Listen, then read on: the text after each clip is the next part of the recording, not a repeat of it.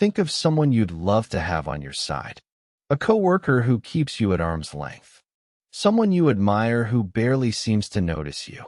Your instinct says, do something nice for them. Buy the coffee. Offer a favor. Win them over with kindness. That instinct feels obviously right. And it's completely backwards. The fastest way to make someone like you isn't to do them a favor. It's to get them to do one for you. It sounds wrong. So let's look at the 250-year-old grudge that proves it. Benjamin Franklin had a problem.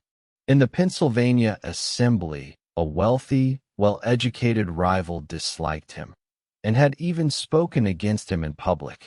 Most of us, in that spot, would try to charm the man. Compliments, gifts, a favor, offered with a big smile. Franklin did the exact opposite. He'd heard the rival owned a very rare and unusual book. So he wrote to him, not with flattery, but with a small request. Would he lend Franklin that book, just for a few days?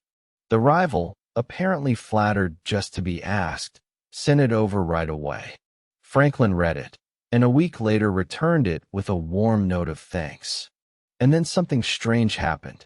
The man who couldn't stand Franklin now spoke to him, for the very first time, with real warmth.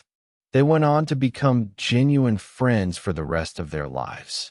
One small favor, asked for, did what years of trying to impress him never could. Franklin drew a rule from it, and it's the heart of this whole idea. In his words, loosely, a person who has once done you a kindness will be more ready to do you another than someone you yourself have helped. Read that again. The person who helps you becomes more invested in you, not the other way around. If that feels abstract, it's quietly playing out around you all the time. But to really use it, you have to see why it works. So picture the contradiction the rival is now sitting with. One thought, I don't like this man. And another, I just went out of my way to help him. Those two don't fit together. Our minds hate that mismatch. The uncomfortable gap between what we feel and what we just did. There are two ways to close the gap. He could decide the favor meant nothing. Or, far easier, he could quietly adjust the feeling. Well, I did help him. I suppose I must like him after all. The action stays. The attitude bends to match it. That's the engine. We don't only act based on how we feel. We work backwards and feel based on how we've already acted. You did something kind for them, so your mind concludes you must care. The favor comes first. The liking follows to justify it. And this isn't just one clever story. Researchers have actually tested it. People did a task and won a little money. Afterwards, an experimenter asked one group, almost as a personal favor, if they'd mind giving the money back, since he'd paid it himself.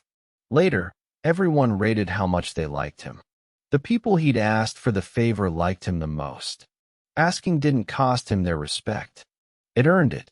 So the obvious temptation is to treat this as a hack. Go demand favors from everyone and watch them adore you. It doesn't work like that.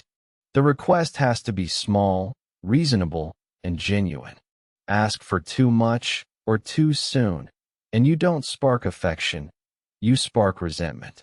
A heavy, selfish demand creates the opposite thought.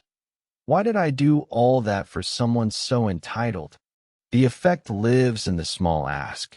The borrowed book, not the borrowed car. But strip away the tactics, and something quietly true is left. We don't bond with the people who do things for us. We bond with the people we do things for. The friend you've helped move 3 times. The student you mentored. The cause you gave your weekends to. Every hour you pour into someone, your mind builds a reason to care, because it has to make that investment make sense. Love, in a strange way, is partly something we talk ourselves into, one small act at a time, which flips a belief most of us carry. We assume that giving endlessly, doing everything for someone, asking nothing back, makes them devoted. Sometimes it does the reverse.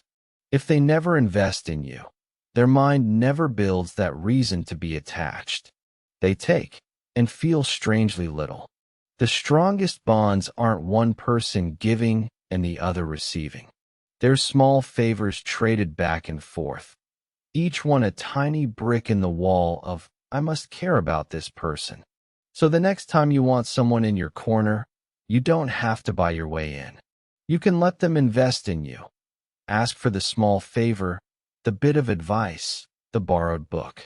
Not to manipulate them, just to give their mind a reason to do what all of ours quietly do. Decide that the people we help must be people worth helping. Franklin understood it 250 years ago. We help the people we like, but we also, just as surely, like the people we help. If that reframes something for you, that's the whole point of this channel. Subscribe to Inklings, Big Questions, Drawn Simply, and I'll see you in the next one.